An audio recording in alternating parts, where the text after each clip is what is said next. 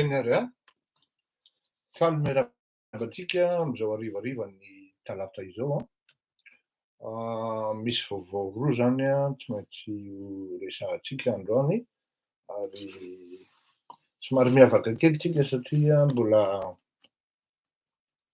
ao anatin'ny am'ty herinandro ty tsika zany a de hiezaka no hitondra satria ny araky ny fantatritsika dia very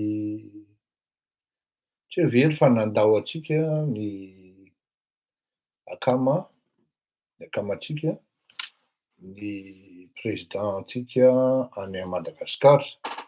Tsy afenina fa ny akama zany dia tsy hoe mizara roa fa misy ny akama Madagasikara, misy ny akama Eoropa. Ny any Madagasikara moa zany dia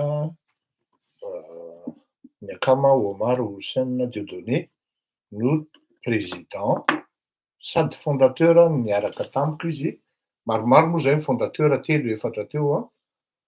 Anisan'izany Ngamika Rakotosamanana, misy hafa ihany koa fa maromaro tsy ho voatonona eto.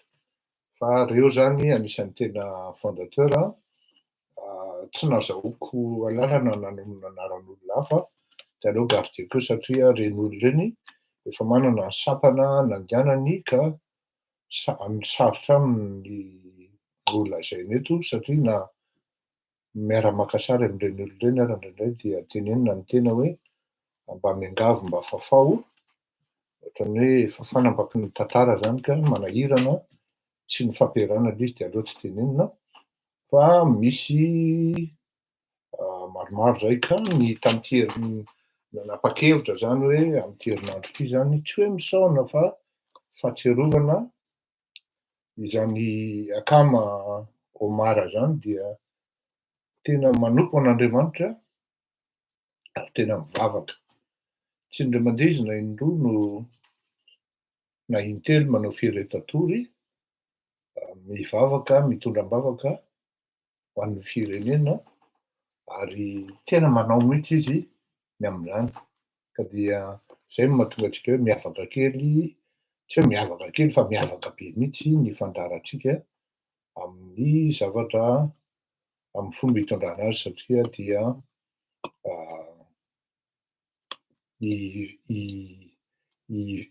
andeha hian-danika koa any amin'ny fanimpona isika.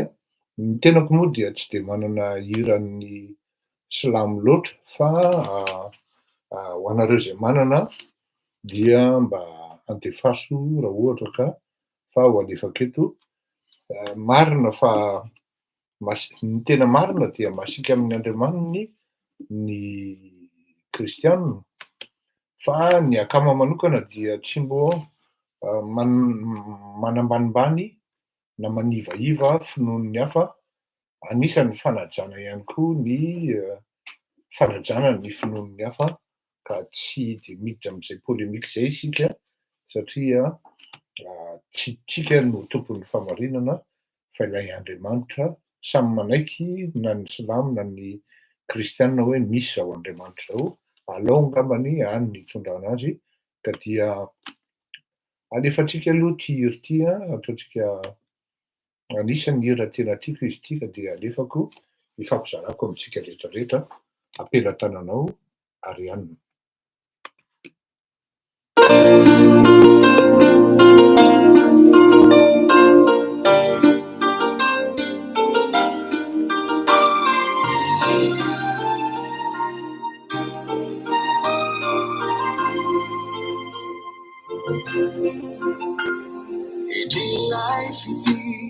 Natuluto ai menao le usutra anafakafana eu sarayana yanao piadi udi sarafanai simba manari napanuta farayo Sarayana, fire now, famida food, fire now, banumisu, fire now, famida food, fire now, banumisu, pela cana. Sadirico at design, no one can know. If it's even now, so I see what's on the highway now. What I kiss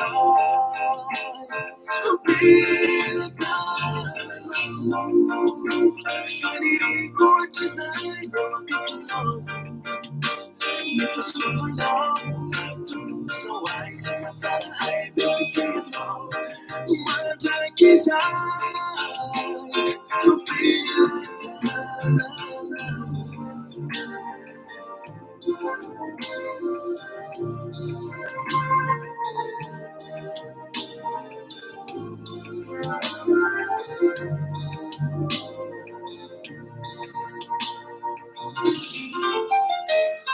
Yanolai maswagi mamiracho ai simeti mati famamelu na falayo sarayana yanau piadi udi sarafanai simba manari napanuta falayo Sarayana, fire now, famida food, fire now, famida fire now, famida food, fire now, famida pela cana. Sadirico at design, no one can know. If it's even now, so I see what's on the highway now. What I kiss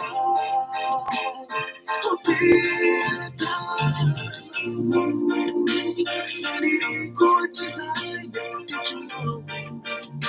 If it's even now, so I see what's on the highway now. What I kiss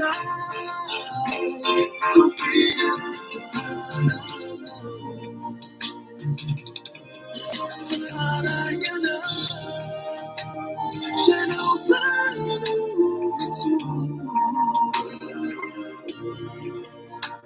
poterai tutto piano, rilaci tu.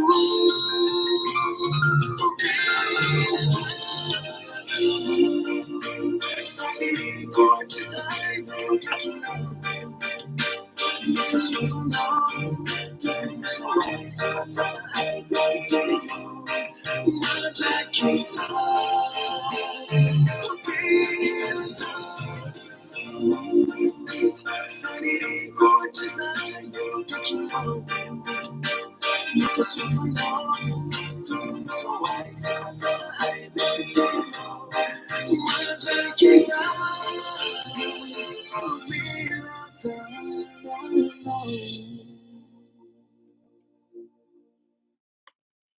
Ia, tsara dia tsara zany io zany ary tsy afenina fa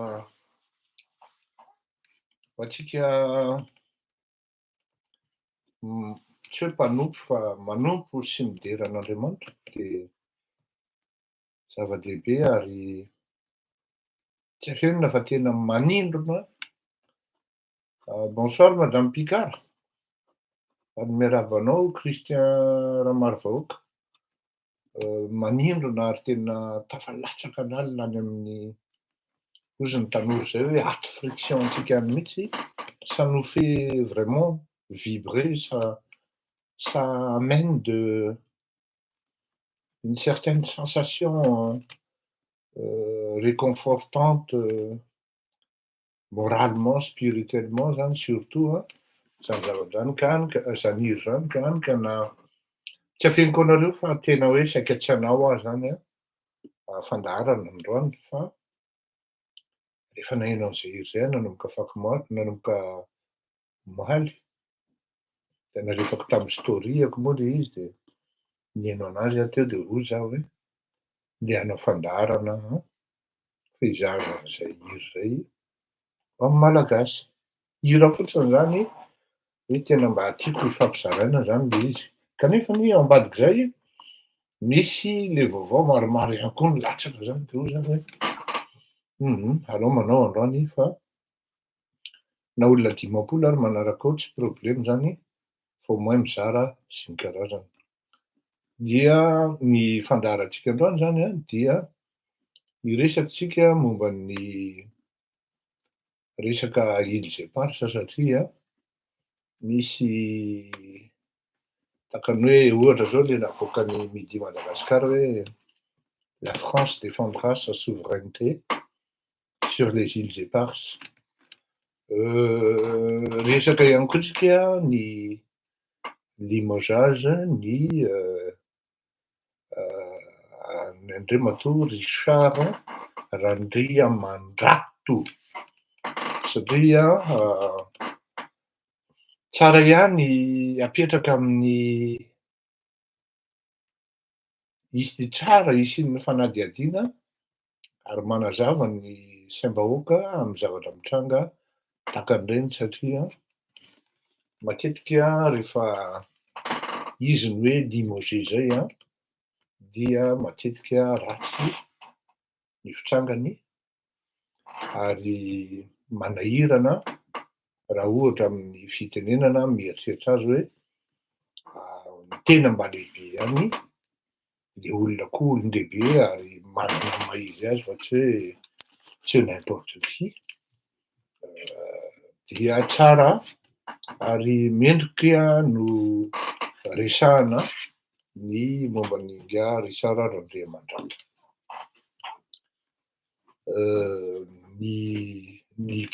Ny contour zany ao ambadik'izay na ao anatin'izay na hoe inona no mety dinamika hoentin'izay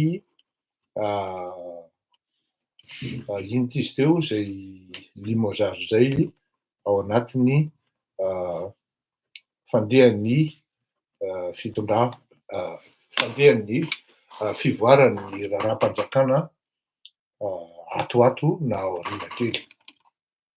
Dahoary hiresaka ny Îles Éparses tsika ary tongotsika dia hiainga atao amin'le hoe article navoaka ny Midi Madagascar omaly 17 octobre 2022. Izy moa dia tato amin'ny ilany tato izy tena niteny mihitsy hoe Midi Madagascar zany ny titre meny dia hoe la France défendra sa souveraineté sur les Îles Éparses. Cela veut tout dire.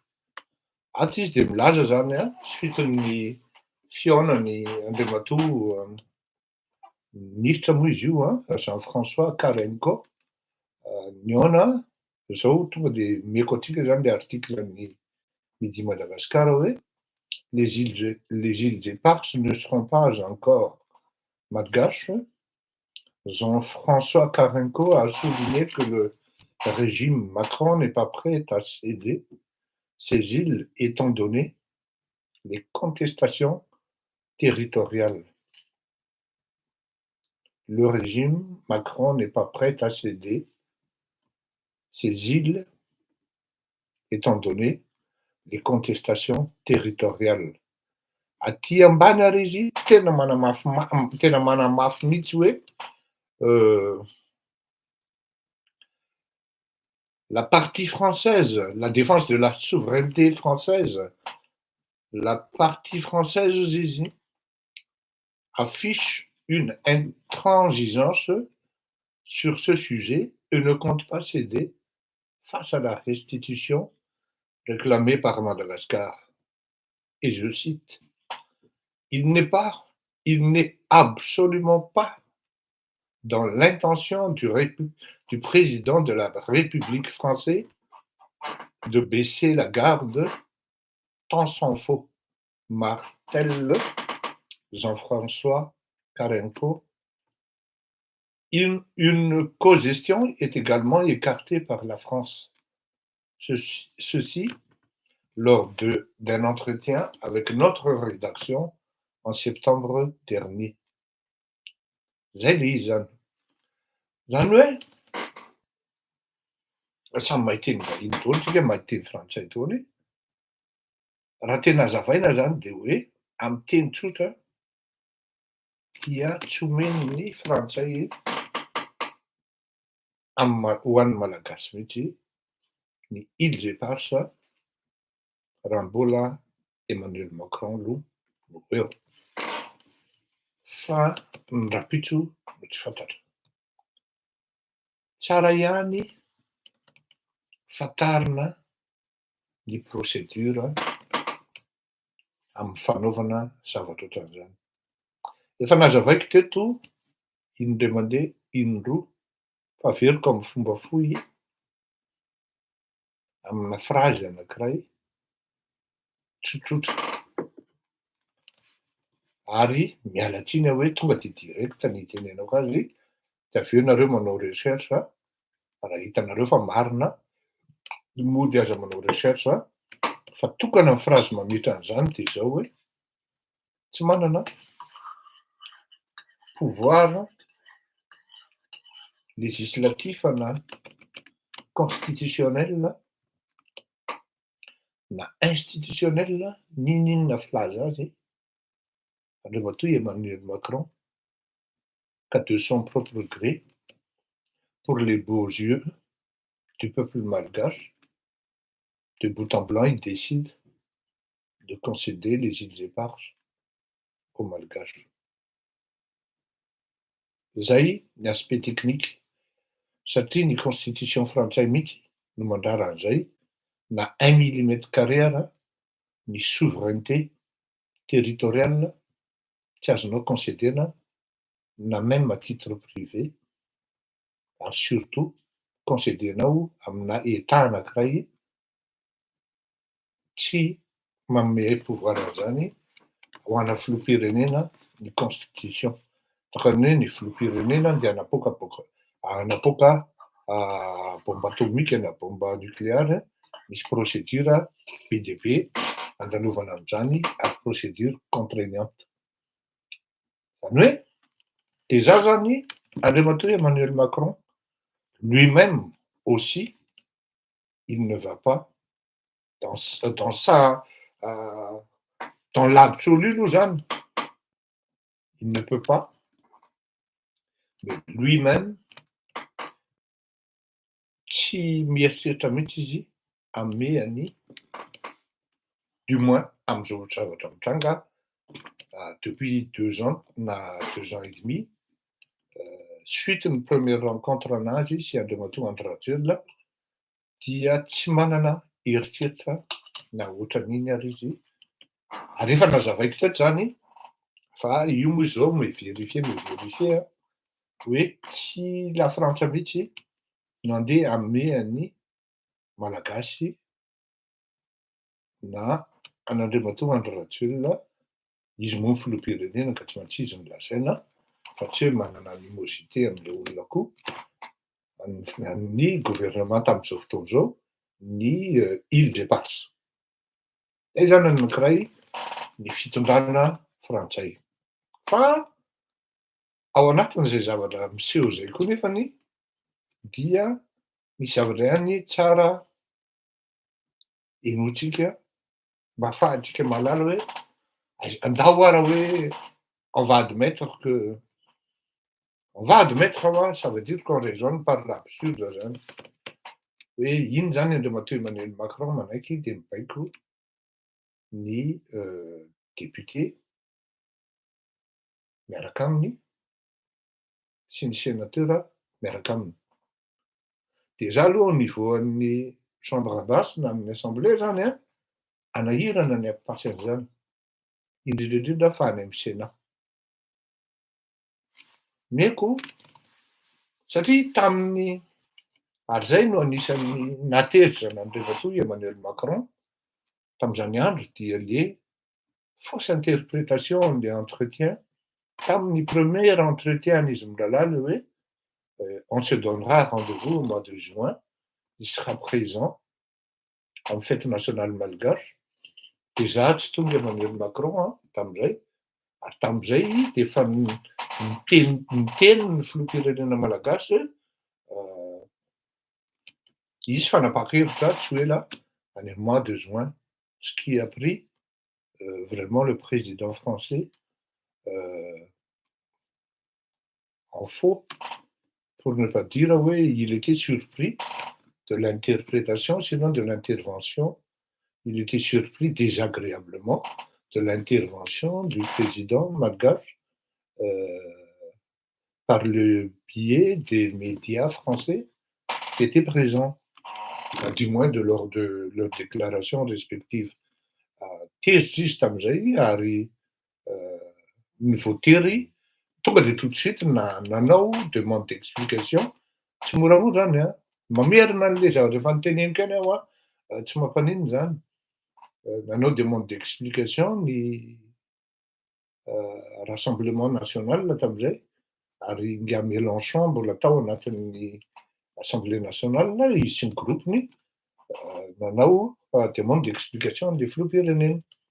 De voatery zay no nahatonga ny Andriamatoa Emmanuel Macron miteny an'le hoe ici c'est la France. De eno tsara alohany nidirako amin'ny teniny satria misy zavatra mi-échappé atsika ary zay mihitsy no mahavoa atsika indraindray rehefa mihaino zavatra tsy mihaino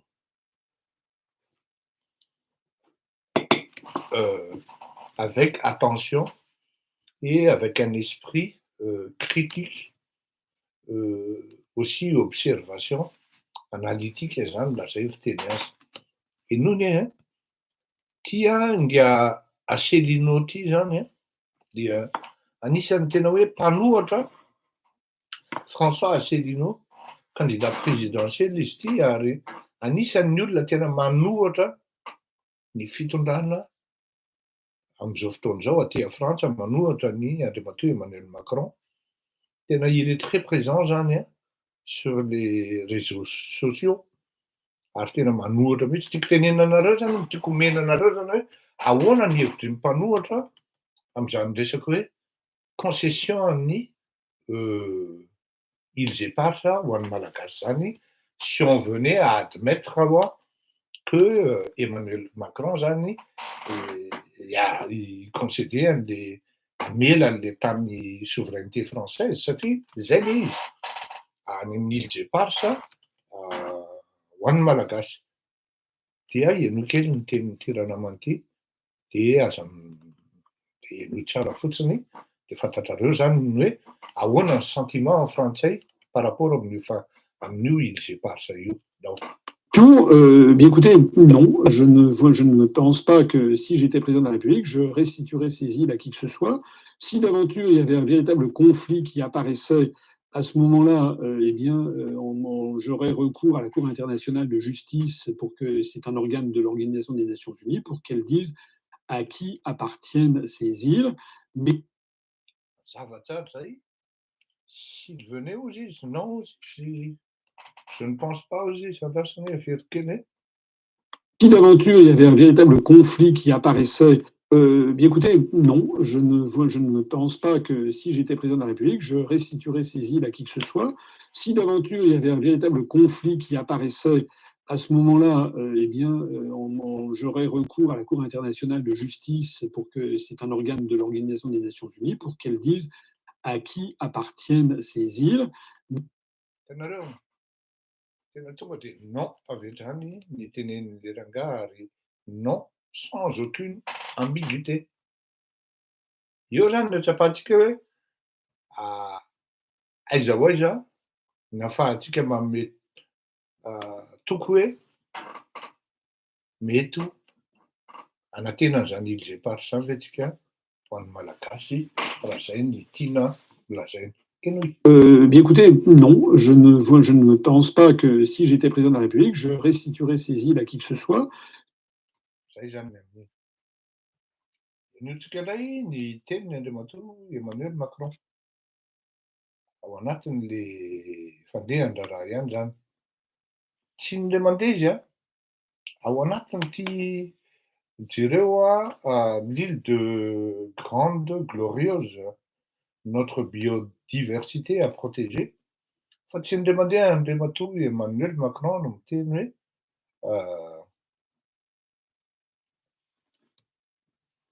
nous avons décidé, j'en ai des décisions, j'en ai, en analysant la biodiversité, ouais, classée mondialement, etc.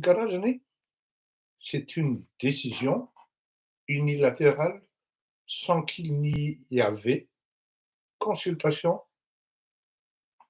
de l'autre interlocuteur, sinon l'autre intervenant intéressé qui, du moins côté malgache, tu consulter courrier, son enovanan testinien, nous avons Ari, indien fani, ni Radio France Internationale, j'ai tchafenna, fouillankou, ni philosophie, ni psychologie politique, puis philosophie politique, na stratégie politique, na j'ai mis message, tin fito na panjakana, na ny journalista tiana pitaina satria misy journalista frantsay tsy maintsy ny intérêt nataony ny eritreretiny dia noho ny teniny hoe tsy contraignante aux izy ny résolution amin'ny ONU ENUI.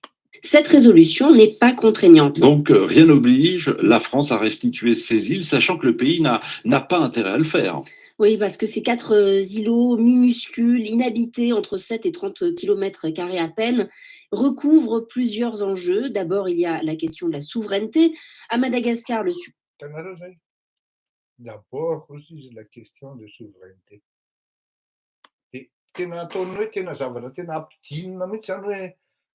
Des minuscules, des s'intéresser à Malagasy, à faire que résolution n'est pas contraignante. Donc rien n'oblige la France à restituer ces îles, sachant que le pays n'a pas... Vous l'entendez, cette résolution est claire, mais elle invite seulement la France à négocier. Cette résolution n'est pas contraignante. Donc rien n'oblige la France à restituer ces îles, sachant que le pays n'a pas intérêt à le faire. Oui, parce que ces 4 îlots minuscules, inhabités, entre 7 et 30 km² à peine, recouvrent plusieurs enjeux. D'abord, il y a la question de la souveraineté. À Madagascar, le sujet reste sensible dans l'opinion, car pour les Malgaches, la terre est sacrée.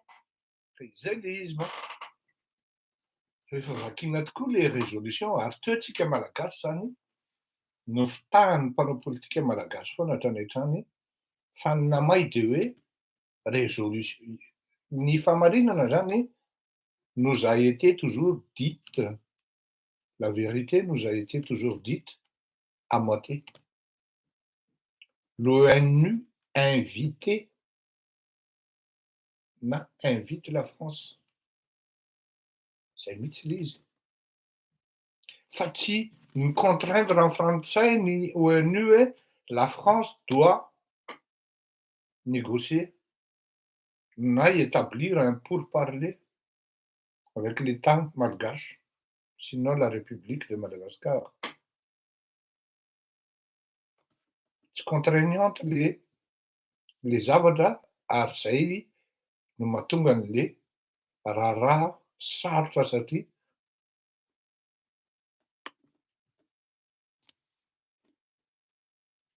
tsy maintsy miverina any amin'ny ONU zany.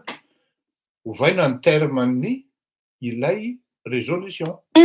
Mais elle invite seulement la France à négocier. Cette résolution n'est pas contraignante. Donc rien n'oblige la France à restituer ces îles, sachant que le pays n'a pas intérêt à le faire. Oui, parce que ces 4 Rien n'oblige la France aux izy. Constat nataontsika mizara aminareo de noy am'izay ny ohatra fotsiny hoe ny tenin'ny Andriamatoa Emmanuel Macron ao anatin'ity zavatra ity. Tsy indray mandeha izy na indroa no miteny hoe nous avons décidé. Ty anankiray ity ny eno kely ahafahantsika mahita hoe ty nous avons décidé tika efa ela ny ainga fa tsy tsika ny copy. Tsika ny tsy copy. On est le meilleur niveau de protection. Oui, protéger, ça veut aussi dire mieux comprendre et mieux valoriser. Et donc, ce que nous allons faire ici aussi, ce que j'ai décidé, c'est qu'on va... Ce que j'ai décidé,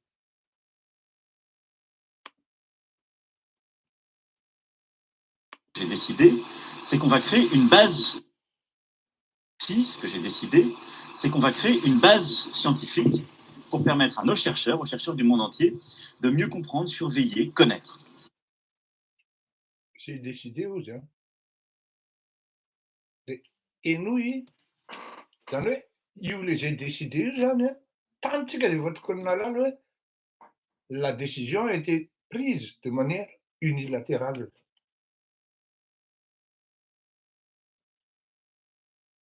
Dépassé complètement, j'en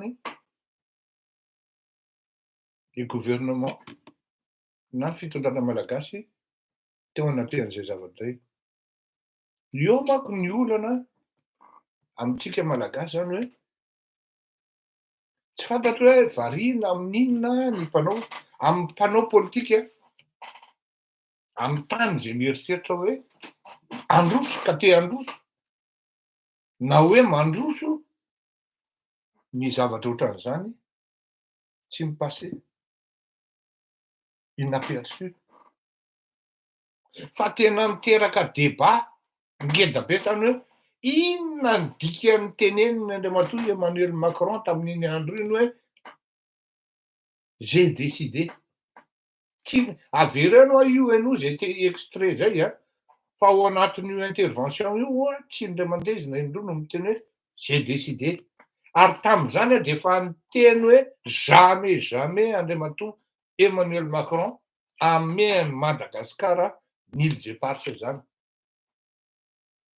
Mitsangana ny commission tsy fandanim-bola ty voyage fotsiny le tompon'andraikitra de jereo tonga tokony isionana teo de nahemotra mois d'octobre. Zany hoe tsisy le confiance mutuelle aloha zany anankiray ary tsisy koa le empathie ahafahana mandeha makany amin'ny négociation constructive na hoe négociation conciliante si l'on peut dire na concluante mihitsy ary. Ohatrany hoe je vais pas dire hoe affaire courante de iny na hoe tsy m'intéressé any olona any mihitsy le izy. Plutôt encombrant on perd du temps parce que non seulement tsy manana persuasion ary tsy manana dissuasion le fitondrana fanjakana malagasy satria ny antony de tsotra samby malalitsika fa inona ny fantatritsika daholo hoe inona ny faiblesse-ny filoham-pirenena zay nitondra rehetra teo ka tsy ahafahany nangataka an'izany île Jeparche zany de manière dissuasive et persuasive. Samy malatsika mba tsy hitarina amin'izay. Ianao i, ny conséquence an'izay hoe j'ai décidé zay, de ahafantaranareo mandrefy hoe rehefa ela anie zany nitapona ny domy, fa tsika zany nampirevena foana e, efa ela toko nitapona ny domy, satria efa tany amin'ny Hollande ara, de efa niteny Hollande hoe non, jamais jamais je concéderai les îles éparses aux Malgaches. Voilà pourquoi le ministre izy teo Carençon izy teo sa izy anaran'izy teo Carençon, Carenceau sa Carenco famaky an'io tsy haiko, Jean-François JFC tena niteny mihitsy hoe tsy ao anatin'ny il n'est absolument pas dans l'intention du président de la République de baisser la garde de tant s'en faut. Zany hoe tsy omeny an'ny Madagasikara ary ny écarteny mihitsy ny resaka cogestion, tsy omeny amin'ny malagasy mihitsy io zava-io zany raha ny tena marina fa isika no natory ary izay nefa no linina politika ihany koa na stratégique narahany Andriamatoa François Hollande. Azo adino zay ary zay tany zany le izy de efa tapona ny domy fa tsika menakavy nampirevena de teo tsika natory am-pitoerana teo daholo. Inoy fa ny olona zany efa mieritreritra ny hoavin'le fanananao raha izay ny eritreretina dia ianao mbola variana amin'ny zavatra tsy fantatro. Averiko any, tsy ny fitondrana irery no tompony andraikitra amin'io zavatra io, fa ny vahoaka malagasy iray manontolo. Ao anatin'izany i mpanohitra ihany koa. Da moa de tsy indray mandeha na indroa no miteny hoe fa variana amin'inona ny fitondram-panjakana ary variana amin'inona ny mpitondra. Zavatra raha vao hoe resaka souveraineté nationale zany tompoko, jereo tsara resaka souveraineté na tsy souveraineté fa resaka hoe une partie an'ny io resaka Ukraine io fotsiny. Ukraine de manana potentialité hidirana ao anatin'ny groupe-ny OTAN satria resaka stratégie territoriale io, stratégie économique io, resaka stratégie militaire io, resaka stratégie diplomatique io, ahafahana miafaiblira ny Russie. De jereo fa tena na ohatra raha nisy ny Brexit de tena tonga de miaraka ao anatin'le groupe anankiray, groupe matanjaka no mametraka an'le lobbying international. Ny antsika malagasy ahoana?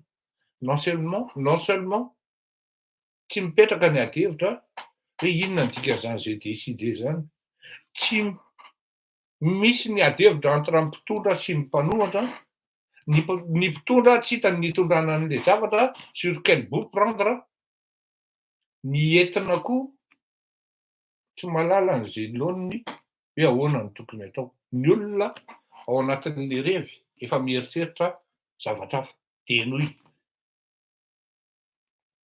réserve naturelle pour la biodiversité ozy de noy nefa. Et puis enfin, on va dans tous ces espaces avec nos partenaires développer des activités économiques qui sont durables. Ahoana? Ahoana ozy? Ohatrany tsy nahay ianao Averiko kely. Des espaces avec nos partenaires développer des activités économiques qui sont durables. Par exemple, la pêche durable. Et donc, quand on... Inona ny négocier ny Union européenne tany Madagasikara? Tsy resaka jono.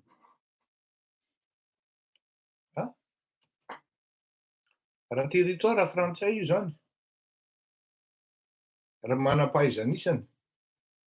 Variana amin'ny business sy ny fidiana seza fotsiny. Ady politika mifanenjika amin'ny fanaratsy eran'ny tanàna no atao fa ny tena vrai combat tsisy atao, tsy araka.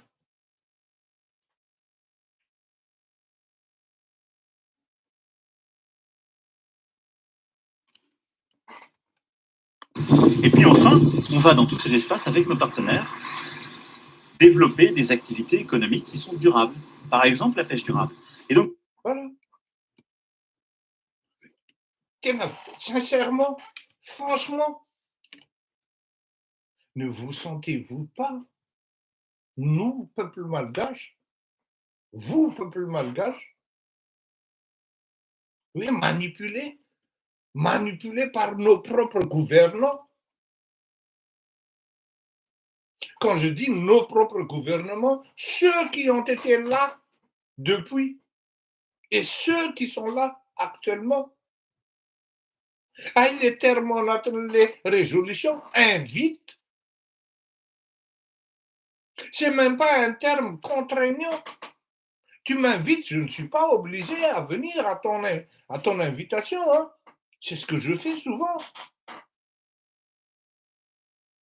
Par contre, quand la personne me dit je t'invite, mais tu dois venir, hein, parce qu'on compte beaucoup sur toi. Hein. Oui, ben oui. On a été manipulés. Les mecs, ils n'ont rien foutu. Et maintenant, la question, elle se pose, mais pourquoi ils sont là? Pourquoi ils étaient là?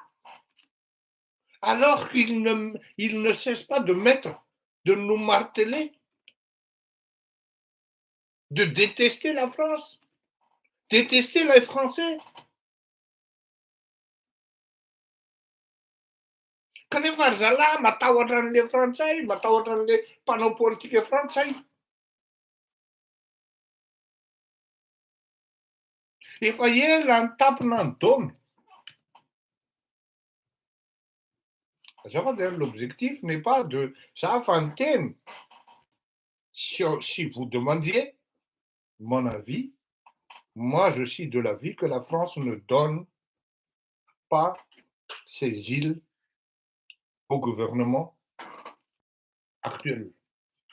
Tel était mon avis, et tel est mon avis, et tel sera mon avis. Il faut en tenir compte. Donc là, il ne s'agit pas d'incriminer le gouvernement français. Pour moi, ils sont dans leur logique. Et ça me rassure aussi parce que au moins,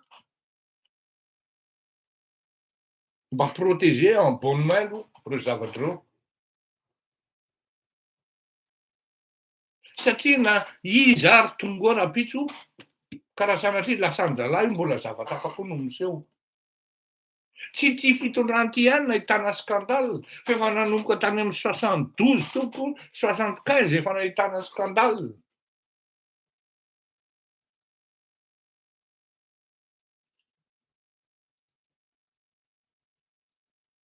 C'est triste comme option, c'est triste comme avis, mais je ne pense pas être le seul à avoir cet avis, oui. Non, alors là, zoka mbola tsy maty. Ary zany zavatra zany raha miverina hatrany amin'ny hoe tena mbola tsy tokony nangataka indépendance ary tsika rangahy. Raha izao zavatra mitranga izao. Tsy mbola misy zany ary misy malagasy tena miregrete mihitsy hoe ndry raha mbola frantsay manko tsika izao. Ahoana lesy ny hevitra elahy? Rehilahy zao ny frantsay. Miaramila tahaka izao hozy izy le bandy. Miaramila ahoana le ty? Miaramila atao anatin'ny tafika frantsay hozy izy tahaka izao e. Na tany amin'ny légion.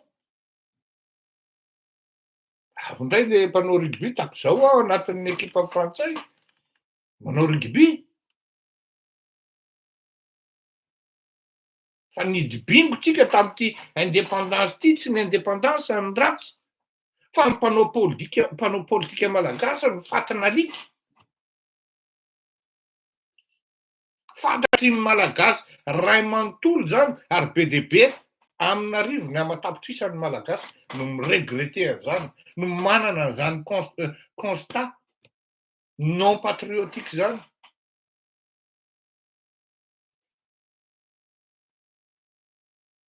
Ndry tamin'ny andronay ozy ny dadabe.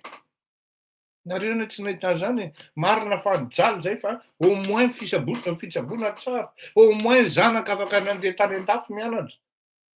Tsy nila hoe validena ny diplômany. Zao na manao concours-na magistrat, na manao concours-na avocat, manao concours-na zao, concours-na zao, ny zanaky ny mahitahita ihany no mandeha ao. Izy menaka avy any ny fandovo amin'ny postan'ny ray aman-dreny na de concours ary.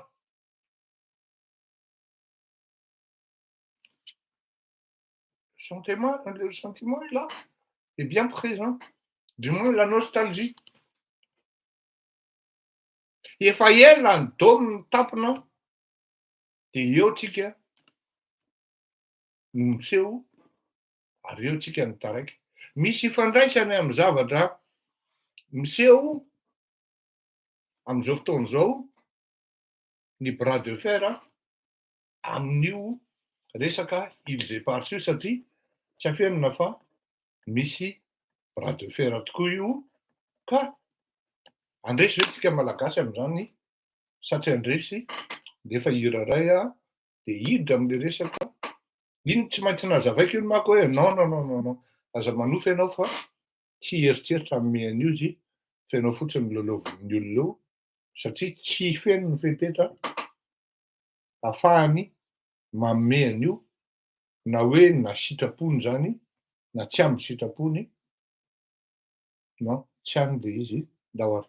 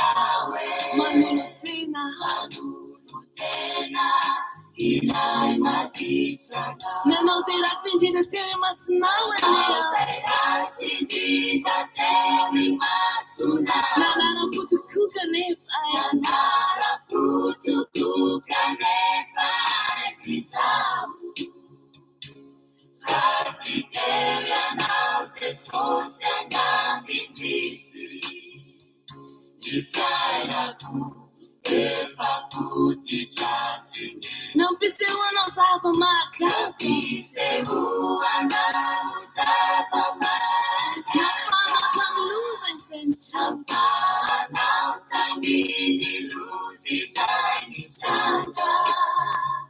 Na banda duvina não deve se levar.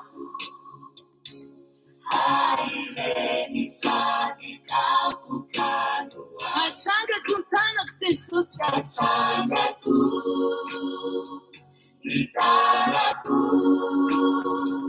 Ufrane keku. Negwana chea nawe. Tupu. Itire yawe. Itire yawe. Manulutina. Manulutena. Inai matichana. Anu te sosia. Anu no anurena kun fuat que tô na tia não. No tom não, cavutuna não. No sambuj não, cares não. Coente te sosia. A tsanga contano. O fane que tá na tia não. Asada chun fela que te socia. Asada chun. Ifeu ku. Ana bajaba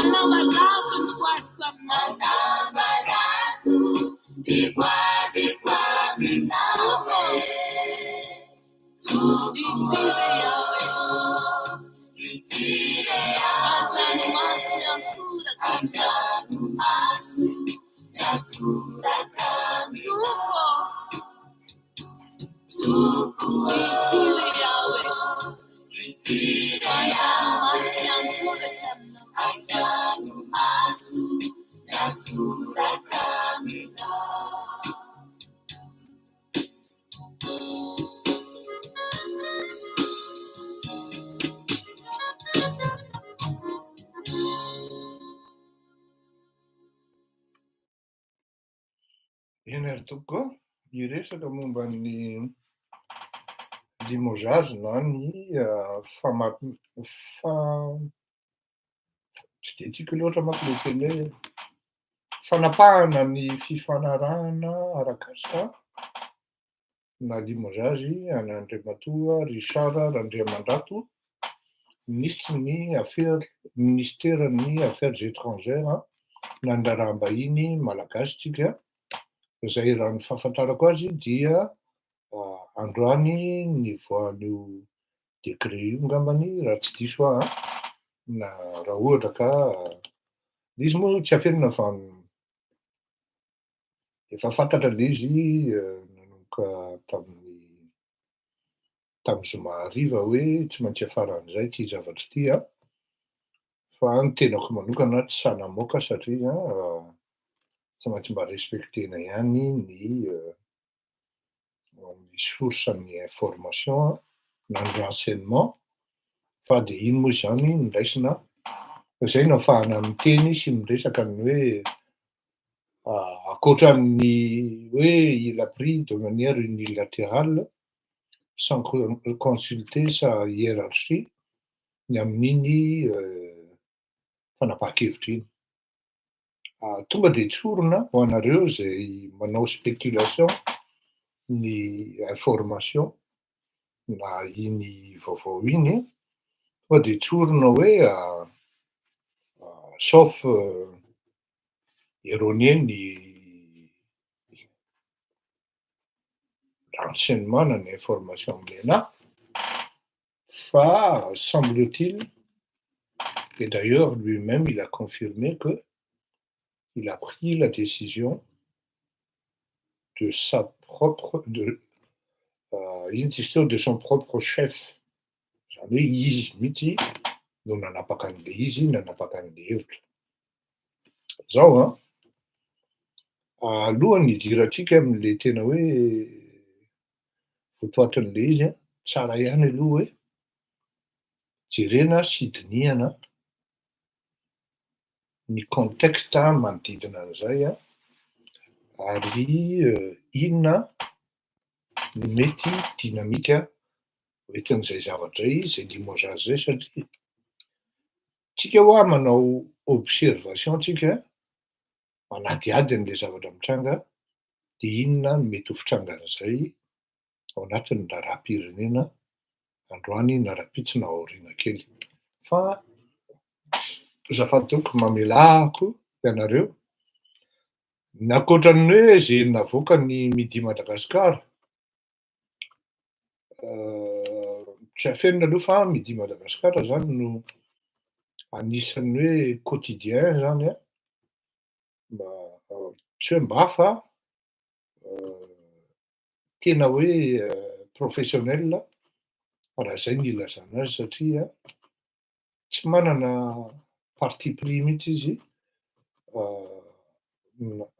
tsy miandany zany izy alors zay ny tenenina azy angambany ils sont impartials, ils racontent les faits, mais c'est vrai, ils donnent leurs avis de temps en temps, mais tout en étant leurs expertises, on va dire, pas tout en restant vraiment des journalistes professionnels.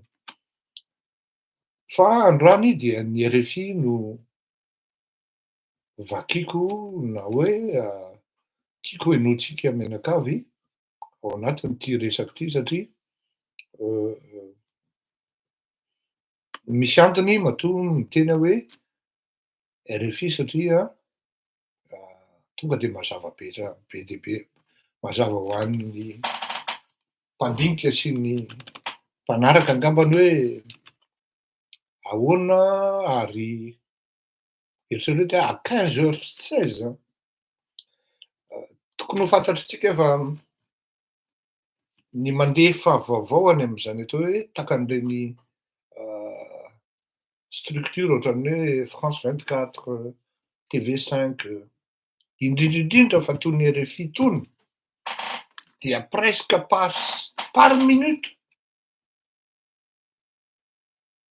dia misy vaovao milatsaka foana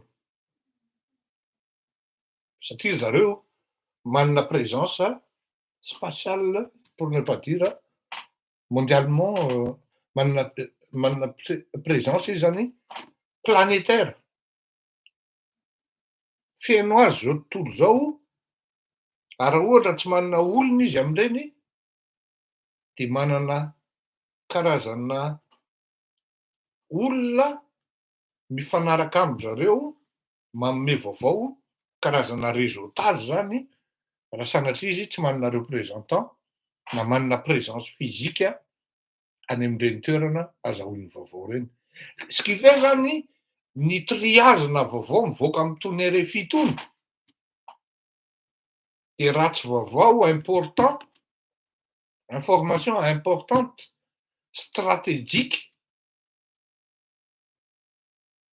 zay misy intérêt an'i la France, misy intérêt an'le Afrique, misy intérêt mitondra dinamika anankiray ngeda be dia tsy mivoaka any amin'ny RFI.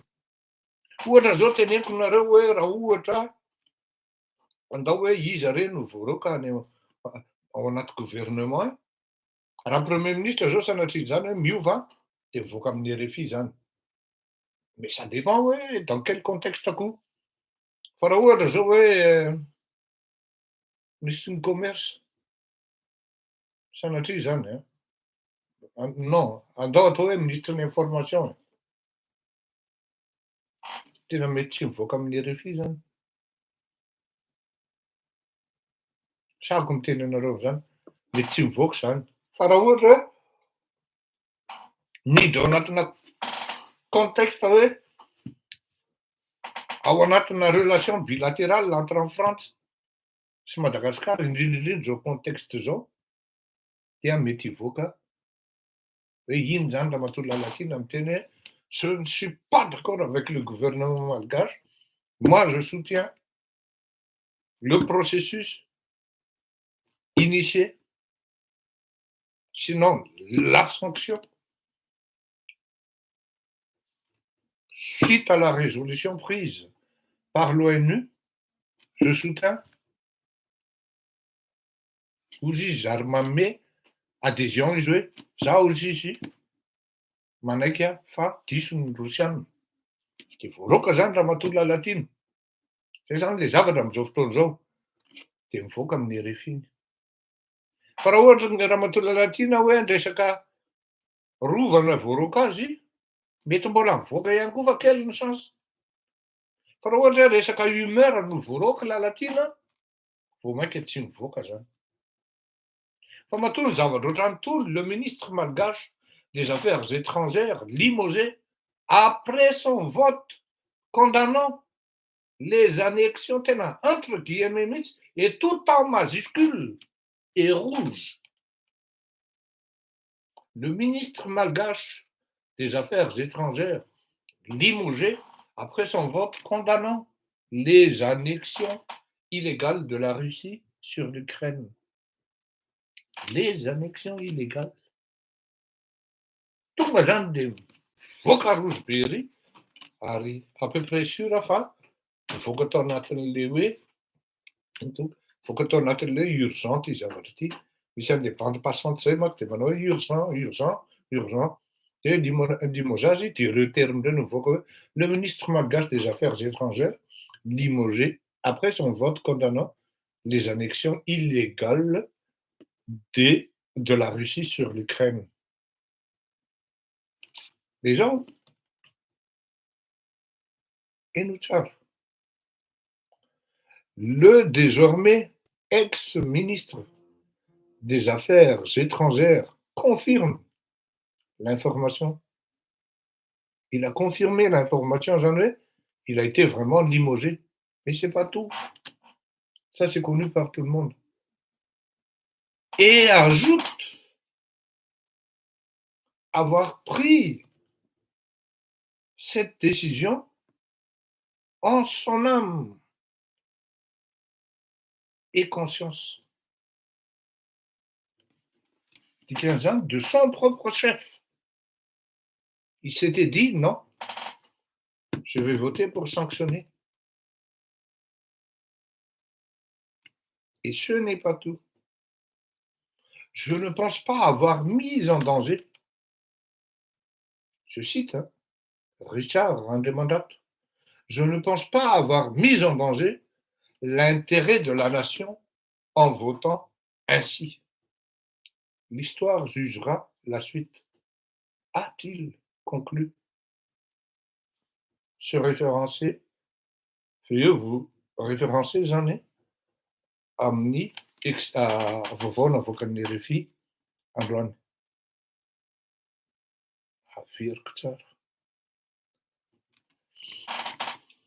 Le désormais ex-ministre des Affaires étrangères confirme l'information et ajoute, en guillemets, avoir pris cette décision en son âme et conscience.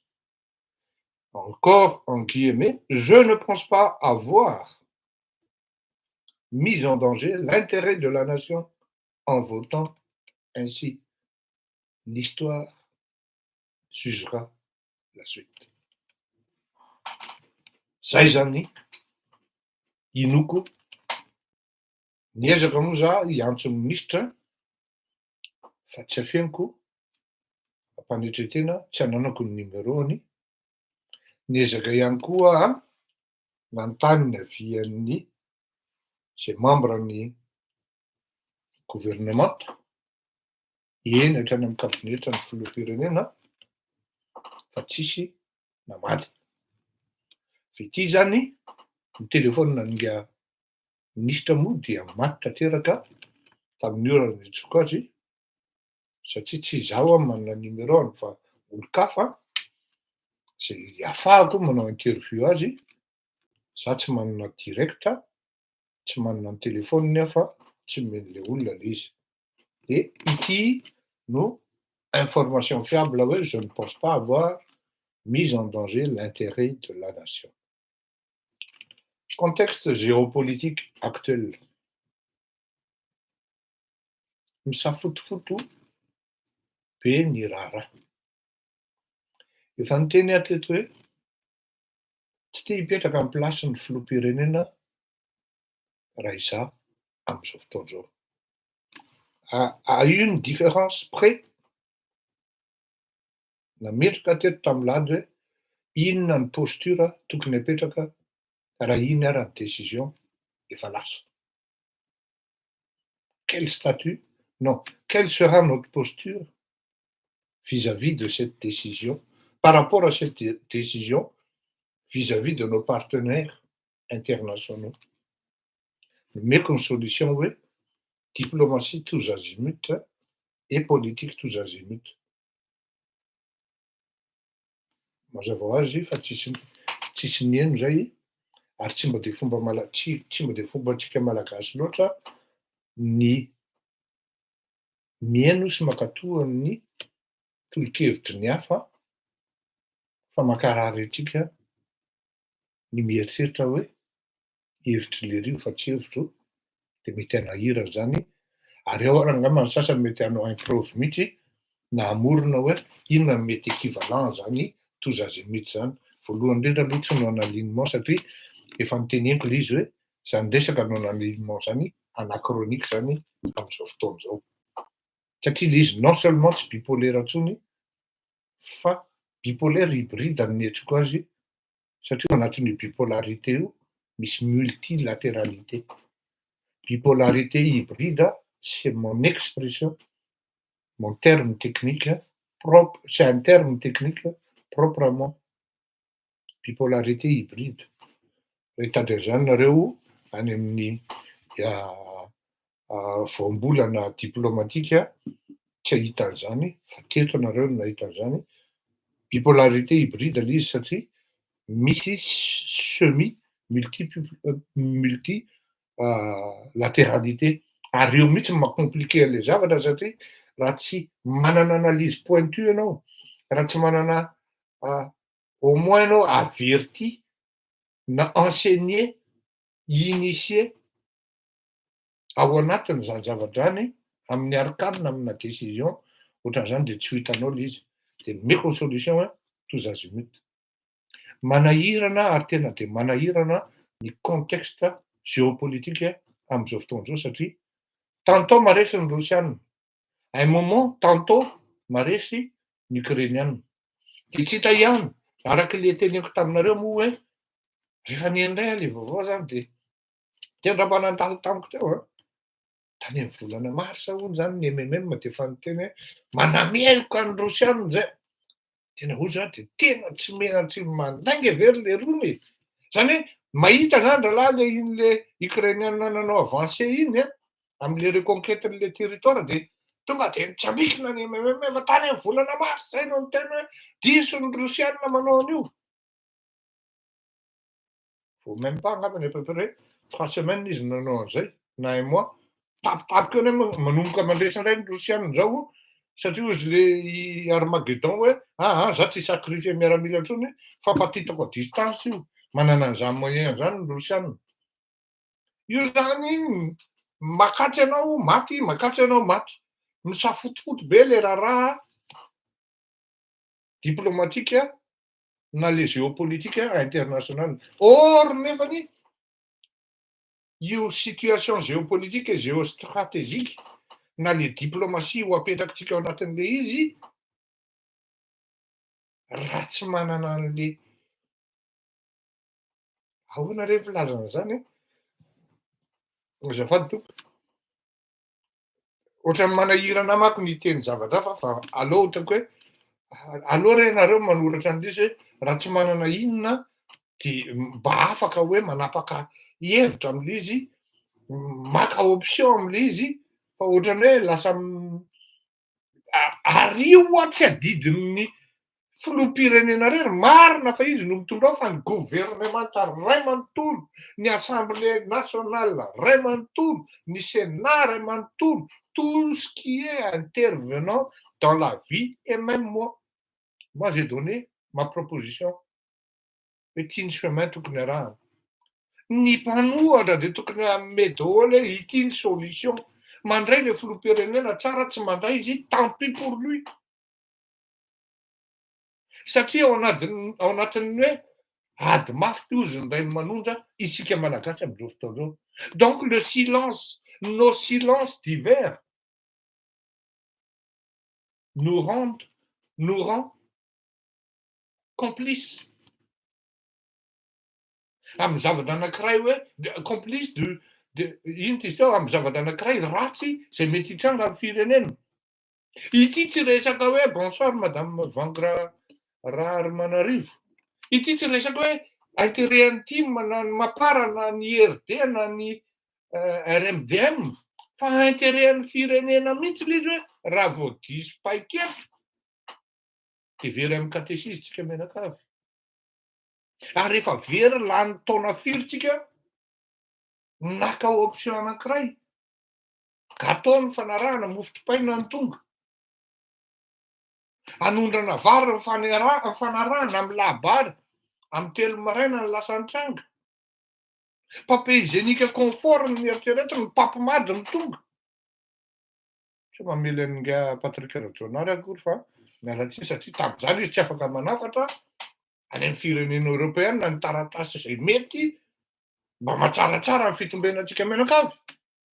Samy natsiaro an'izany taona ahoana izany papier na inga Patrick angamba tamin'izany mety menatra ihany izy mivarotra an'ity ary izany nampahatonga amin'ny papimady tsy dia nandeha. Menatra ihany izy mivarotra an'ilay satria mba olona niaina tamin'ny luxe manam-pahaizana sy ny karazany ireny. Ka raha diso option io tsika menakavy dia miaravery. Izay mahatonga ana amin'ny teny hoe tsy adidin'olona iray io zavatra io fa adidin'olona maromaro. Misafotofoto le raharahan'ny izao tontolo izao ho aiza ihany ny lalana makatsy matiray be makatsy matireny be. Tous azimuts no nomeko tamin'iny. Zao iny zany dia midika fa misalasala. Ao mihitsy moa tonga izany dia miteny hoe mazava be ne zany e. Un collaborateur il m'a dit bon mais c'est clair ton pays soutient la Russie. Ianao moa zany tonga dia hafahafa ihany ianao gêné ianao hoe comment tu vas défendre ça? Parce que au moment où il m'a parlé de ça, j'avais pas les éléments. La déclaration, l'intervention du ministre, de l'ex-ministre, par le biais de la RFI. Ah ben, c'est clair, ton pays soutient la Russie. Ben pourquoi il a limogé le ministre des Affaires étrangères?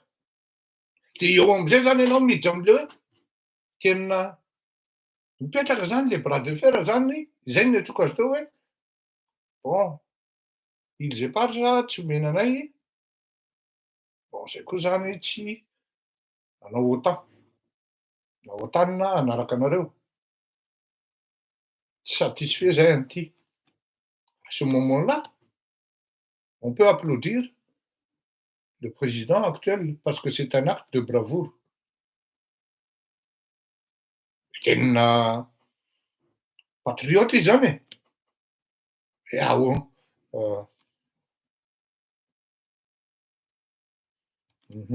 Merci Nadine Daguy. Hoe tena patriote zany le olona le filoham-pirenena. À ce niveau-là, ok.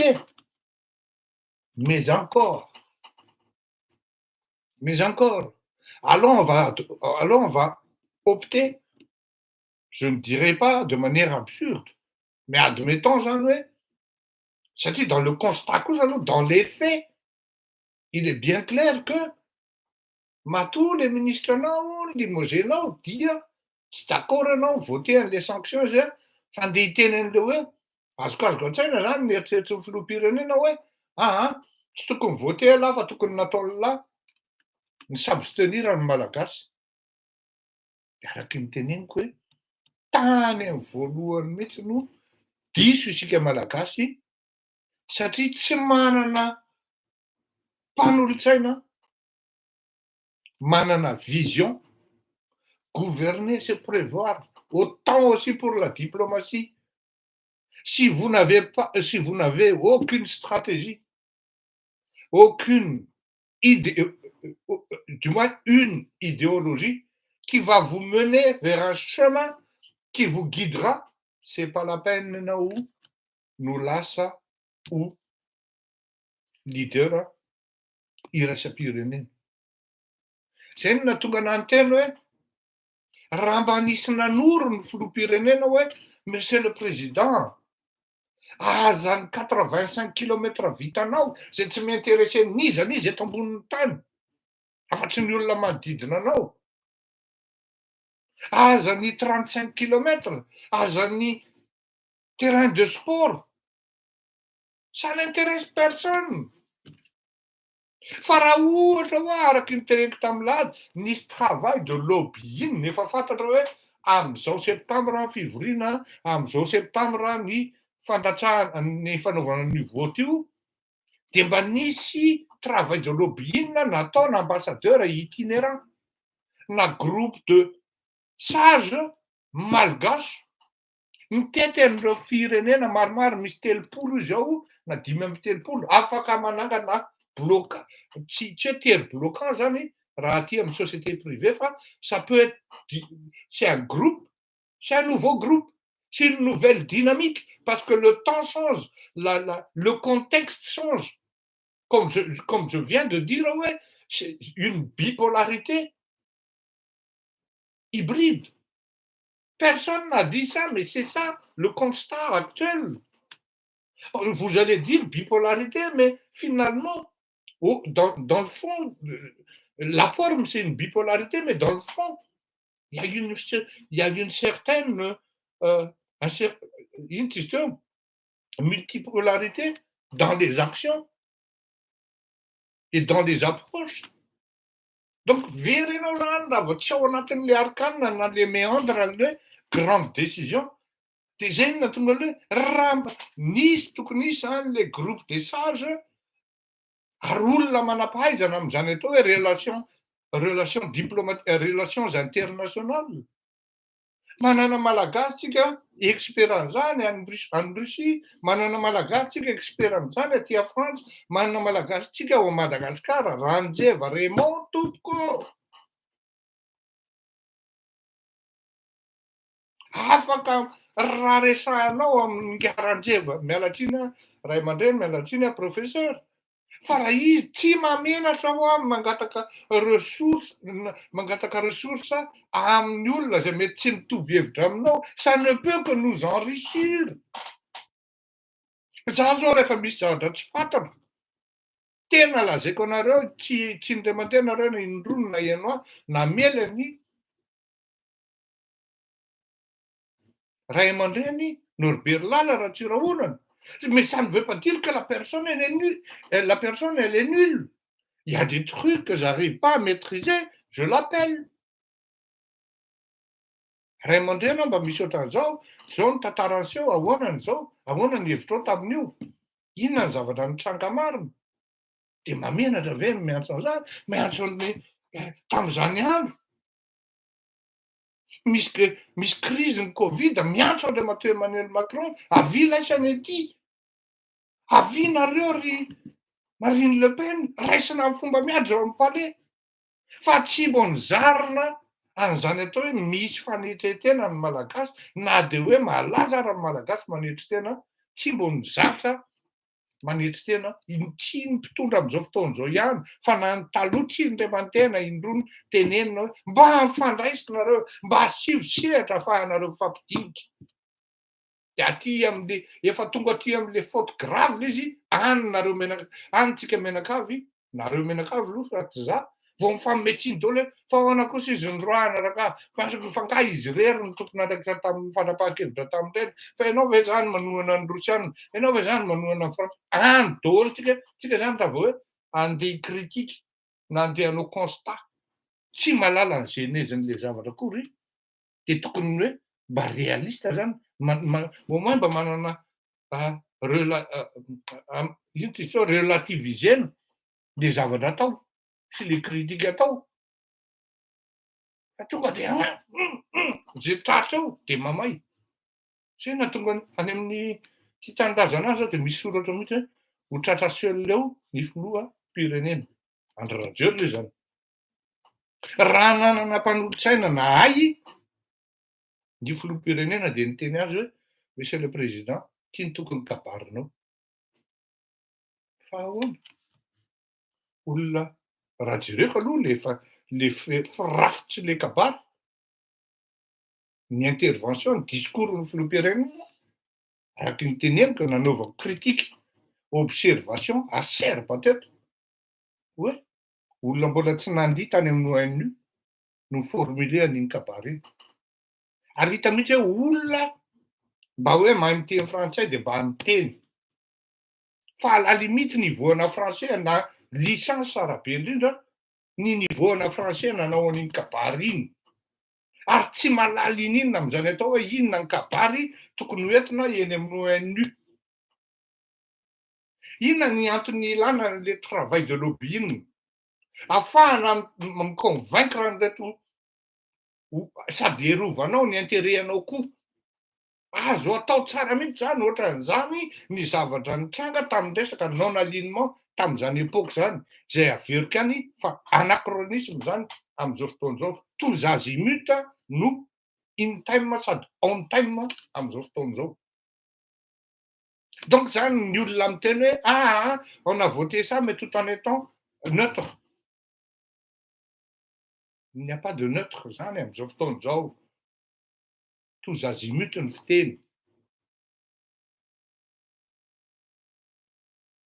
Ao, dia fanao zany hoe iny ianao nandeha nakany Indonésie, iny ianao nakany Afrique du Sud, iny ianao nandeha nakany Ghana, nakany Venezuela, nakany Cuba, nakany reo Amérique latine reo, pratiquement, nakany Turquie.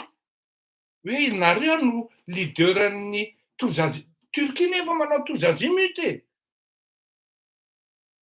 Mila fahaizana mandinika, mila analyste amina spécialiste amina relations internationales manao analyse-n'izany. La Chine en fait aussi, en pratique aussi.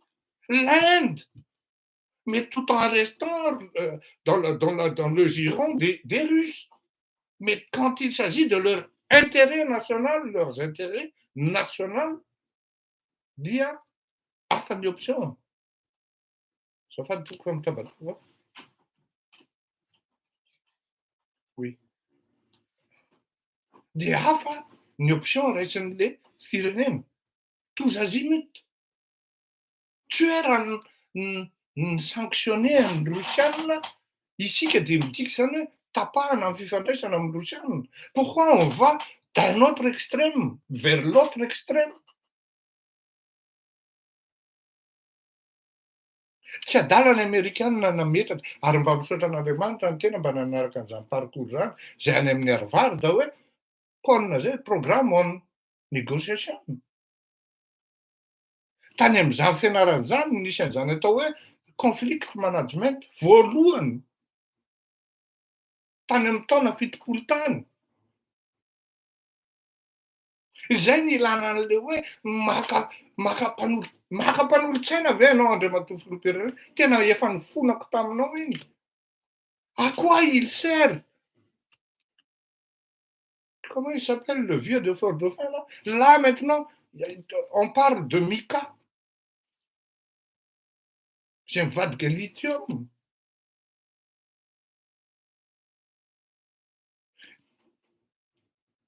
Raha ohatra hoe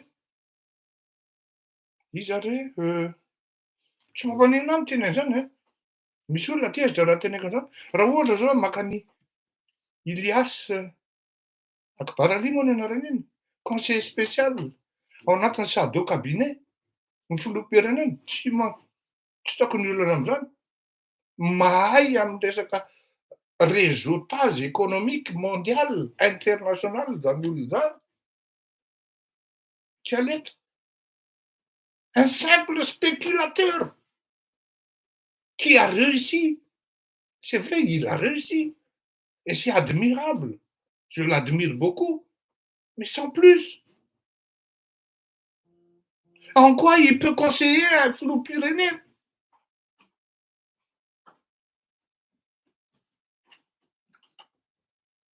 Par rapport par rapport à un enjeu international am'izao fotoana zao. L'enjeu n'est plus domestique, du moins endogène au Madagascar. Si on veut réussir, embrasser une certaine réussite, plus tard. D'autant plus Madagascar est un pays ultra dépendant.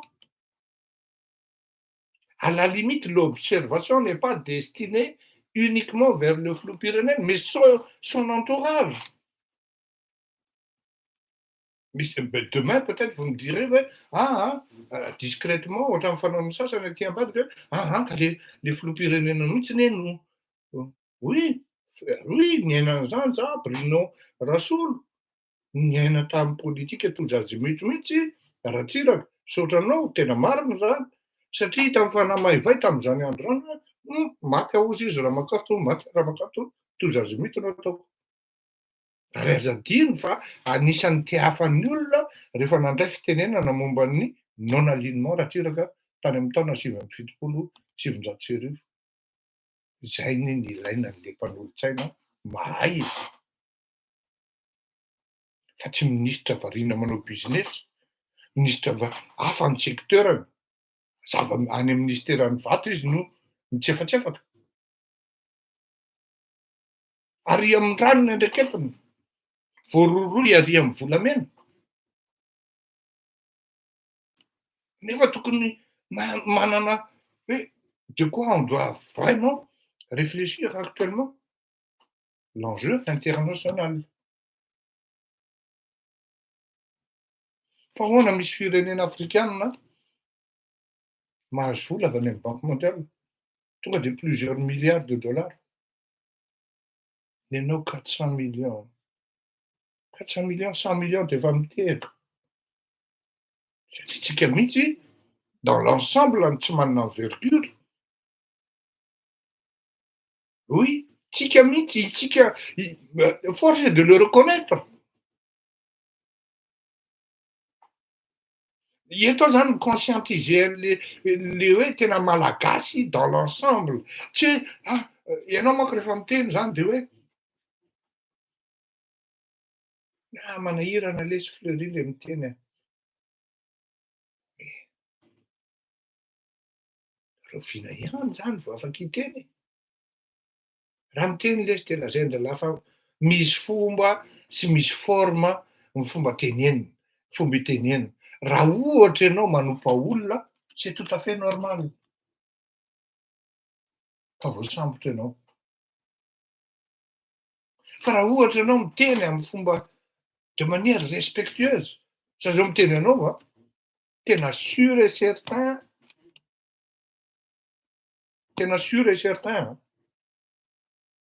fa raha ohatra misy olona na iray fotsiny ary positif any amin'ny fitondrana, na ray fotsiny ary positif any amin'ny mpanohitra dia hiteny hoe manoro antsika kosa anie izy. Inona no tokony de quoi comment on doit se conduire?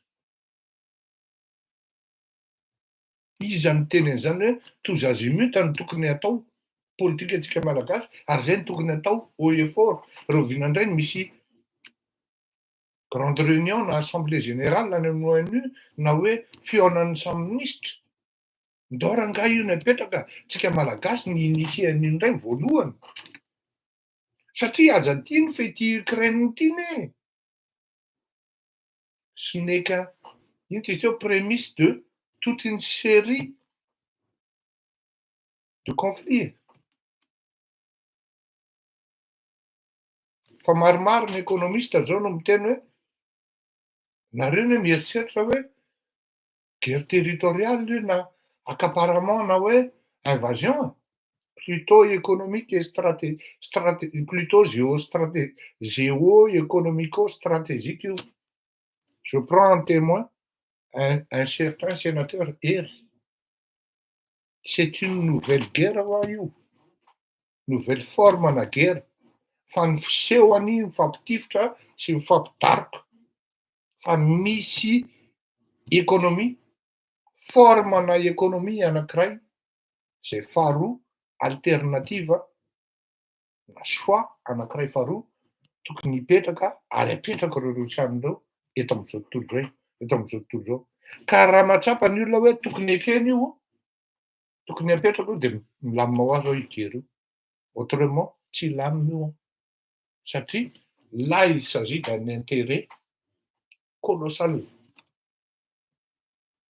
Des milliers de milliards de dollars. Ary tsy manaiky an'izay intsony ny gropy BRICS hoe fa ahoana ny raisonnement, ny paiement rehetrarehetra no dollara foana, fa aleo mba hipetraka amin'izay kosa ny anay satria zay efa manana ny puissance anay. Any io zavatra io. Inona zany ny posture tokony raisina? Inona no nahatonga an'ilay limogeage? Dia izay les précipitations zay hoe tantôt aty, tantôt aroa, ary zay no mahatonga an'ilay ministra mahasahy miteny hoe lasa ataoko textile satria manjary l'histoire jugera aux juges la suite. Dia zao koa nefa noteneniko amintsika mianakavy hoe inona ary ny dynamique mety entin'izay. Zao dynamique ny 2023 io tompoko manahirana ny opinion malgache, na opinion politique zany, na opinion médiatique zany, na ny opinion publique zany, na ny international koa raha ny zavatra. Ny international efa mazava fa ny zavatra mitranga aloha zany par rapport amin'ny international tsy teny hoe ahoana na ahoana fa ny zavatra marina dia zao amintsika miteny zao sarotra amiko ny ino ny Rosiana manana kandidahany na dia efa misy misoratsoratra ary any fa aleo tsy ho teneniko fa sao dia lazain'ny olona manao propagandin'olona eo aho. Na dia efa misy misoratsoratra any ny Rosiana zany plus ou moins mazava hoe misy olona fa io tsy maintsy misy plan B, tsy maintsy misy plan C. Dia zany raha olona anankiray mieritreritra amin'izao hoe moi j'ai le monopole du soutien de la Russie, il est complètement à côté de la plaque. Ça ne se raisonne jamais de la sorte. Fa ny problema amin'izao fotoana izao dia ny aty amin'ny groupe atlantika na ny frantsay sy ny amerikanina ary ny allemand miaraka tsy défini mazava tsara hoe iza pour ne pas dire hoe en observation ireo groupe ireo amin'izao tsika miteny zao hoe iza mety mitenareo hoe dia ahoana zany malagasy amin'izany. Miala tsiny indrindra tompoko ary fonako amintsika rehetrarehetra fa hatramin'izay tsisy an'izany hoe filoham-pirenena ka nitondra tao Madagasikara tsy napetraka na diplomatie na puissance étrangère. Aza manofy ianao. Izao tsy mbola manana ary tsy mbola défini définitivement ny amin'ny aty amin'ny groupe ny atlantika ary zay no mahatonga an'ireo mpanao politika malagasy ireo lasa adala tanteraka. Pour ne pas dire hoe varitena tanteraka amin'ny zavatra mitranga. Misy olona ray hitako eto jerenareo anina fa bon manana ny clément koa le olona tsy hoe clément toetra ratsy fa plutôt resaka zavatra hafa tsy hoe zavatra ratsy ihany koa. Misy zany en observation tsy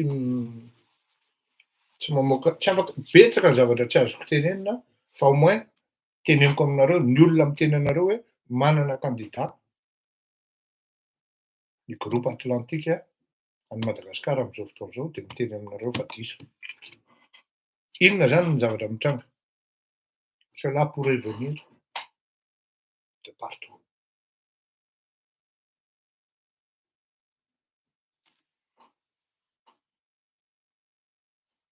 Tsy fantatro fa efa niteneniko ihany hoe ireto ireto no manana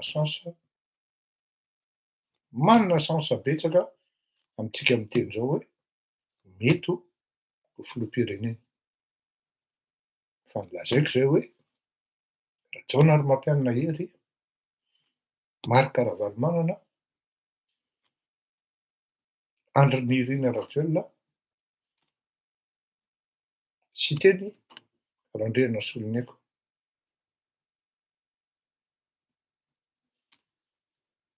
Zay zany le izy. Fa io koa veloma mandram-pionatra isika mianakavy samby ho tahian'Andriamanitra ka afaka mametrovetso mba hifankahita eto foana hijery ny zava-misy araky ny teneniko ho anareo zay tsy naharaka hoe mbola tsy hoe misaona ho atsika fa ho fahatsiarovantsika ny akamantsika Omara, tako zao Omara zao efa teo bangitsika fa nanoratra izy teo ary ny zavatra mahafinaritra de zao hoe tsisy mpanevateva na mpanopaopa androany ary efa manomboka mivoatra isika mianakavy angambany zay no teneniny. Fa raha ohatra nareo fa miarahaba Jules Lerman, elaela ianao tsy hita. Raha ohatra isika mianakavy Madame Juliette Kemba, bonsoir. Raha ohatra isika mazoto dia tsy mazoto fa raha tahin'Andriamanitra de amin'ny zoma indray fahatsiarovana an'le akamantsika foana no ataontsika juska hatramin'ny lahady amin'ity herinandro ity zany de zay ary averiko foana hoe mpanompon'Andriamanitra izy iny ary isika kristianina mba hiangaviantsika mba hay hanaja ny Andriamanitra tompony ny hafa fa tsy hasika amin'ny hafa. Ka nabatibaty ny finoan'ny sasany. Ary izay indrindra no nampifankatia anay sy Omara, Hossein, Dieudonné. Dahoary. Zava-mahagaga, Hosanna.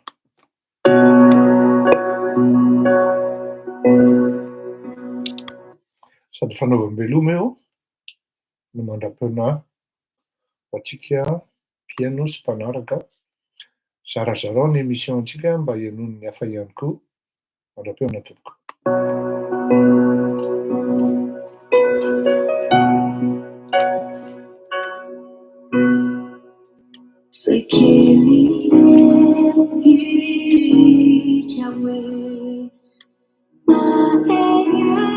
Malikely fanontaniana na observation ato amin'ny YouTube Andriamatoa Elie Dorin. Raha tsiraka kosa ny teny mbola any La France reo nosy reo matoa atsika nangataka ny hamerenana anazy reo. Marina mihitsy ny teninao Andriamatoa Elie Dorin fa tsy izay le ady hevitra atsika teto fa ny ady hevitra atsika teto hoe tsy amehan'ny Madagasikara ny îles Eparses mihitsy ny frantsay ary tsy contraignante les résolutions ny ONU fa adintsika tanteraka hoe efa tany amin'ny 1979 tsy nampitaina tamin'ireo taranaka hoe invite le izy fa tsy hoe doit. C'est une résolution qui n'est pas contraignante. De zay no nazavaina teto ka isaorana anao aloha nanao observation satria tsara koa hazavaina amin'ny malagasy zany. Dahoary.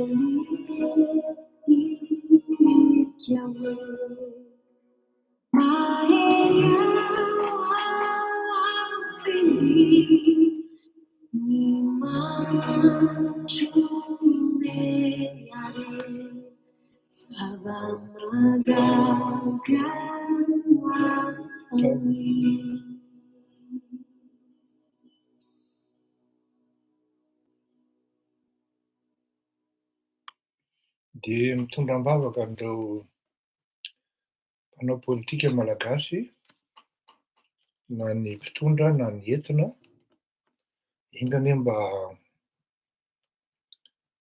omen'Andriamanitra tsilotssaina izy ireo mba hay hifandray ary hay hifampieno, ary ny tombotsoan'izany dia ho an'ny malagasy iray manontolo ary ny voninahitra dia an'Andriamanitra irery ihany amin'ny zavatra rehetra ohatr'izany. Amen.